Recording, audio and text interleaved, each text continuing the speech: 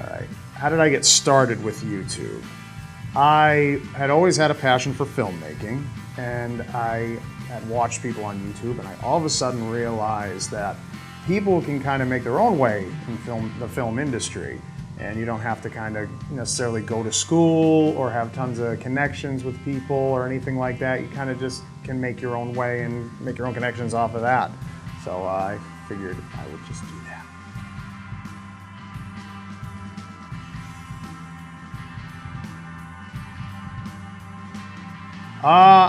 Sometimes I have help, which is from like team members, where I have a writer and I have some researchers and whatnot.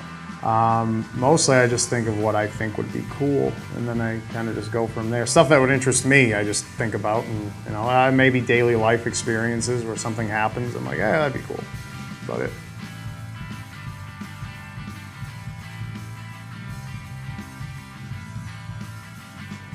Well, I used to write. Now I just kind of co-write. I have a primary writer who works through everything, and then I add my finishing touches and everything like that. It used to take a day to a couple days to research and write everything, but now it's just kind of streamlined from there. So, yeah.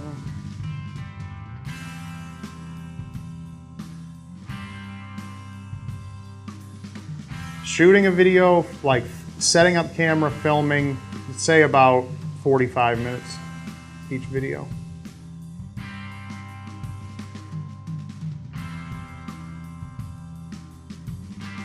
I send the footage to my editor, and then I have my editors edit it, and then he sends it back to me. He puts things in After Effects. He adds the animations where they can apply to kind of spiff up things, adds effects, and then he just sends it back to me. So I've kind of, back when I used to edit, and used to take, editing takes, hours and hours and hours. So I would just do it that way and do what I felt I could do, but I felt I could have more time if I'd have an editor with me that could do more than I could do with editing. So I decided, hey, let's bring someone on, and now my hands are free of that.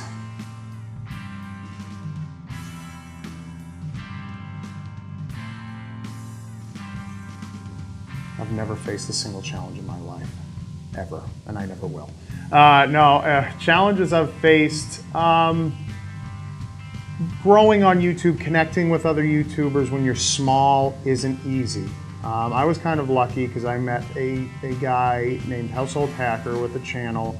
He was about 2 million subscribers when I met him, and I was at about 20,000 subscribers. So when you're a small YouTuber, you can meet tons of other smaller YouTubers, but it is kind of difficult to meet some of the big people and have them actually willing to work with you. Now, luckily for me, Household Hacker was very willing to work with me, very great guy, and then kind of moved on from there.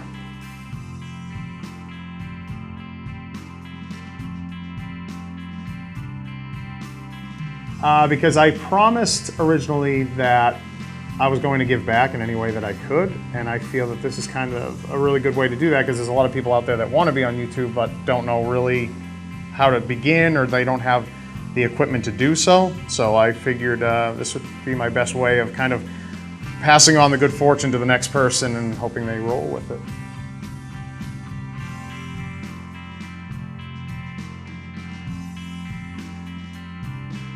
There can be. There's people you're going to be disappointing. The larger you get, the more hate you're going to get, but the more love you're going to get primarily. I'd say 95% of the people like what you do generally, then there's 5% that hate you. As that number grows, the percentages grow, and those numbers too.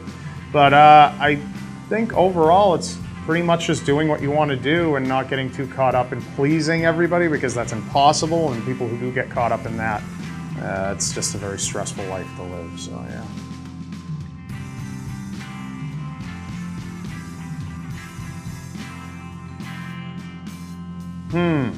Well, my audience is primarily male. There's not much I can do about that, oddly enough. It just seems that a lot of women aren't as into murder as a lot of guys are, which is shocking to me, because you see Investigation Discovery on TV, and I bet their demographic is a lot of women watch that TV. At least I know my mom does. So it's difficult to appeal to certain parts of my audience rather than just throwing something out there, people take it or leave it, and then just hoping I get to someone and some way, shape, or form with another video if they didn't like the one I made before. So I kind of just do what I want to do and then hope people like it and hope for the best.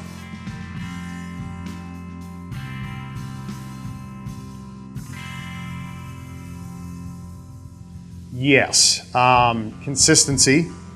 If you're gonna try, always be consistent, always invest in yourself. You know, if you make $100 off of YouTube, try to put at least 70 to 80% of that into your channel, advancing yourself, whether it's painting a wall or whether it's getting a lighting kit or something like that, and just always enhancing the experience people have on your channel. And always remembering that it's a lot about who you know, and network with other people, make friends with other people all along the ladder, and just be a good person. Don't get angry about it, and understand it's gonna take time, and that if you're having huge issues, it's no one else's fault. It's just you at the end of the day. You're not doing something right, so always, you know, analyze yourself, and you'll be successful if you want it bad enough and you don't throw in the towel.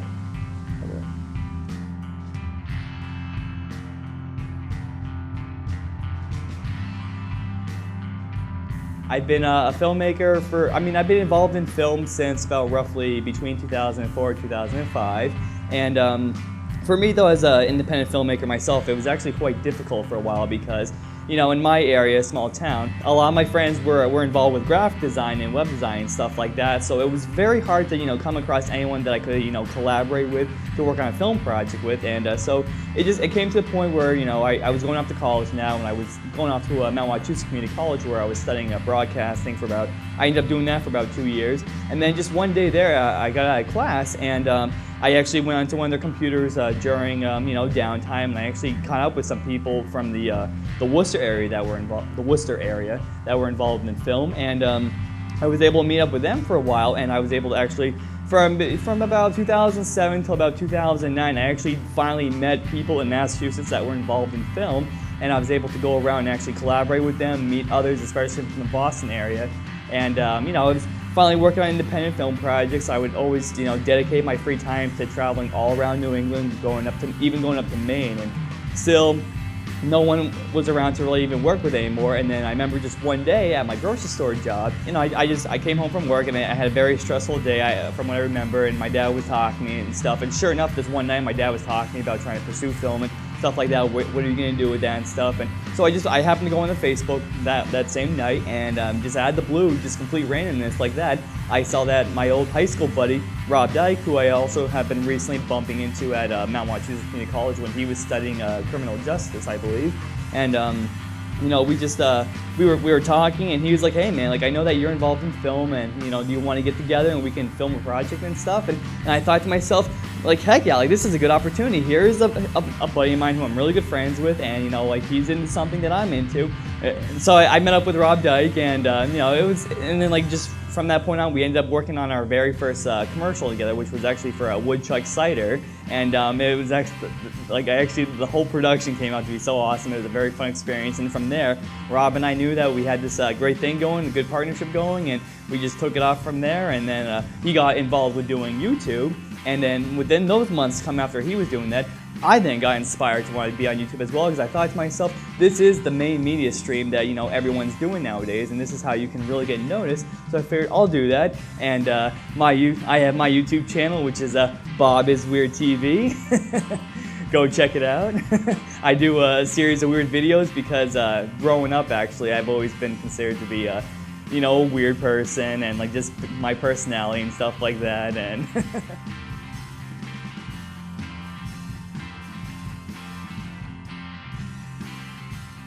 So yep, I mean, growing up, I've always been a weird guy. I've always been that, you know, that odd guy who's always had that, you know, awesome sense of humor and stuff. And you know, I can do wacky, weird things, and I feel like I've always had that momentum in me where I can make videos and come up with stuff, put stuff in my videos where people will watch it and they'll just be like, what is wrong with this guy? Like, what is up with this guy? But you can't help to want to watch the video again and again and again. It has that replay value to it.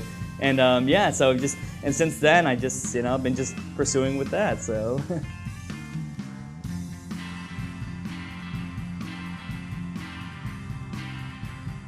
I'm his right-hand guy. I'm his go-to guy, and you know, I'm the guy that he contacts if he needs me to run out and get something for him that's film related, that's project related, and stuff like that. I'm the guy that I set up his sets prior every day, or the days that we do film. I always make sure that his lights are all set up. Basically in general, that his whole set is all set up. It's ready to go. The camera's all good. The lens, everything pretty much is all set to go. So I'm pretty much in charge of, you know, basically set production in terms of right before we're about to film. So you know, so primarily just considered to be his associate producer.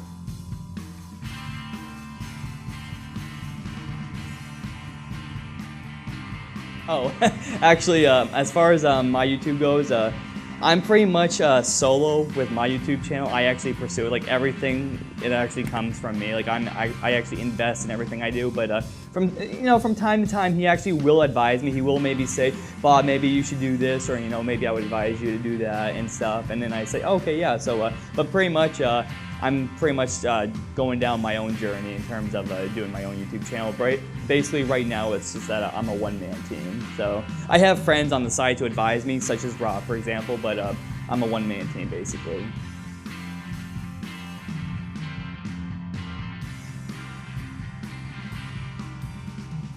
Filming with Rob's videos is actually a very smooth, easy process. It only takes, the whole filming process itself actually only takes about maybe between, at the very, very most, I'd have to say 45 to 50 minutes. And it's a very smooth process. Most times, everything is always, once we are done filming a video, we always leave everything set up as it is. So it's just when it's time to go back there, I just make sure that the lights are still set up, everything is good. It's a smooth process, make sure that the camera battery is all charged up, and yeah, it's a pretty much just quick in, just do your thing, and then quick out, we're in and out, basically. So it's a very smooth process.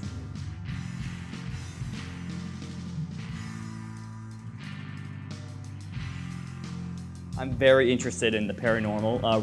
Because how Rob's interested in, you know, serial killers and murders and stuff like that. And I'm actually very interested in the paranormal. So I'm actually doing a new show called The Weirdly Unknown, but it involves elements of skit material mixed in with doing showcasing stuff. So I started the show off with, like, you know, me just like being in like a skit for like a minute or two, and then it goes off like, let me show you some paranormal footage that you might think is real and stuff like that. So I do that. So I'm actually doing that series, which is actually has been actually doing pretty good so far. I've already done 3 episodes of that.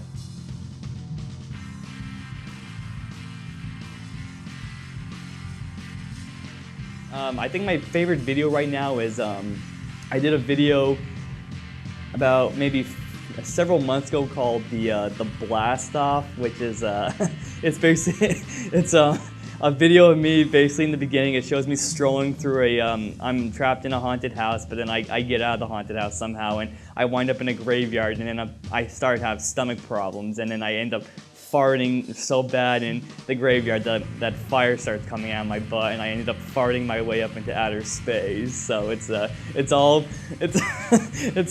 all green screen work too, by the way. So it's yeah, I got some good acclaim for that.